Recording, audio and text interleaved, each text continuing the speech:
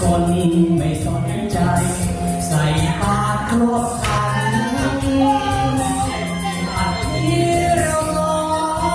งน้องโตสันรักกันชอบกัน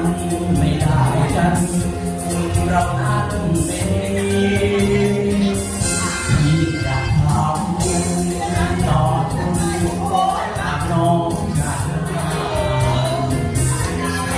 ที่จะลาก่อนนะ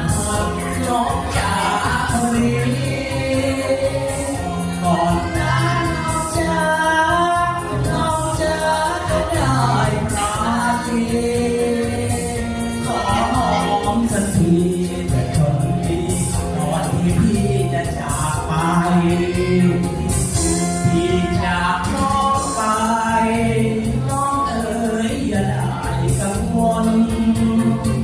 พี่จะคิดตนก่อนหัวอุ้มนมผ้าร้ายขอสิคำนากับพี่กลับไปคุณมีพบกันอยากได้อาวรณ์